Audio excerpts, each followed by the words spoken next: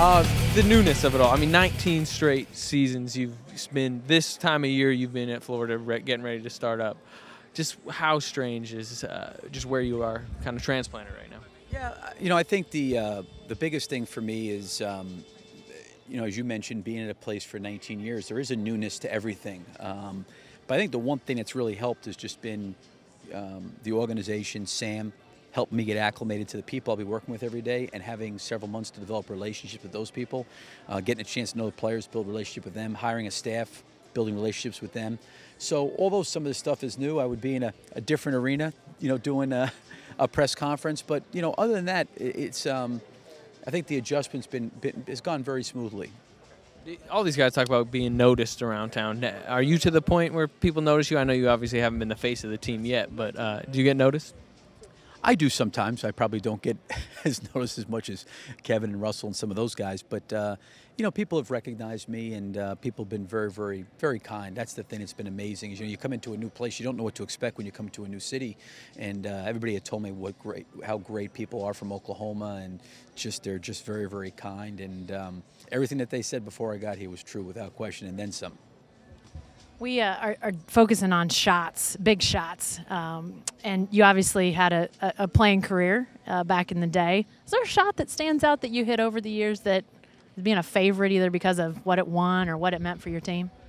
I remember making one shot at the end, was at Boston College, and it was in the old Roberts Coliseum, and made a shot. We won the game at the buzzer on the road. It was the last year of the building, and my dad went to Boston College and played in that building. So that kind of was a unique situation. For guys, guys hit big shots in the NBA all the time. It's the nature of the game. But guys that hit game winners like you hit then, is there something about guys that do that, something in their mental makeup, physical makeup, that you sort of sensed of how they're able to do that when they do?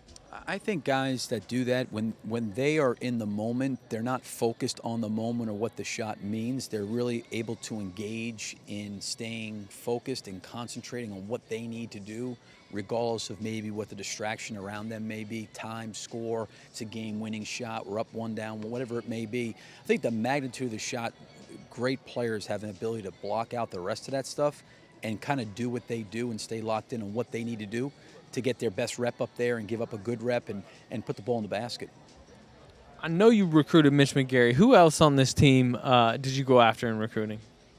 Oh, boy, that's a good question. I'm trying to think. Mitch recruited Mitch. No, I don't know about that. We were in there, but probably weren't in there as deep as I probably would have liked to. Dion signed and committed very early in his high school career to Syracuse.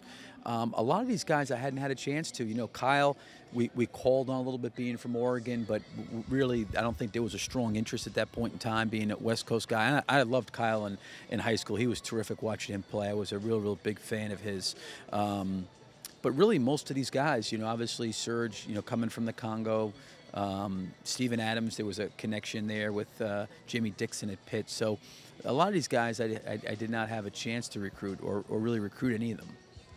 You mentioned Steven Adams. I mean, he's an interesting individual. How much time have you got to spend with him and just kind of soak in that New Zealand accent and just the way he views the world? I've had a chance to spend some time with Steven. I really enjoy him. He's a very funny guy. The one thing I admire and respect about him is he's really an incredible team-orientated guy. He's a guy that he wants what's best for the team, and he's willing to sacrifice, and he's actually willing to, at sometimes, I think to the team's detriment, to take a back seat and defer. And I think that I'm hoping he's getting to a point in time in his career where he can kind of take that next step and be a little bit more aggressive and more assertive. But he's a total team guy, and I think he's very intelligent. I think he's very bright, and he's got certainly a tremendous personality, that's for sure. Different coaches have different sort of styles of that they'd like to see their teams play like. Do you have almost a dream scenario in your head? If everything was equal, I'd love for my team to look this way. And how does that translate to the pieces you have with this group?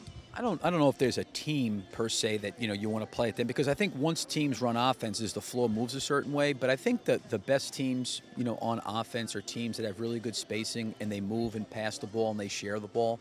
I think that would be a system and a philosophy and a style that I really believe in. And certainly with Russell and Kevin being such explosive offensive players, trying to put guys in position around those guys, where if there is a lot of help, they've got some space to either make a play or, pass the ball to somebody else. I think playing in transition, getting out and running and being on the fast break is another thing that I really believe in a lot in as well.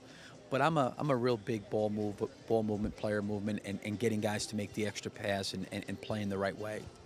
Sam has made the point that he really feels like one of the things about your coaching is that you want to maximize what each guy can do. How have you tried to start implementing that? I know you haven't had an actual formal practice with these guys yet, but how have you tried to start to lay that groundwork? That's the challenging piece, and also an exciting piece for me, because when you start talking about that, like you can put something in that may be good for one player, but then when you make substitutions, it may not be good for another player. So how do you create an environment in a situation where you're maximizing and taking advantage of each guy's strengths? And sometimes guys' strengths are a little bit different. So you've got to try to put in something that is pretty broad. I believe in playing out of concepts. Certainly there's plays we're going to run, but when you've got to give players, I think, concepts and spacing for them to be able to play to their identity and to be able to do the things that they do well.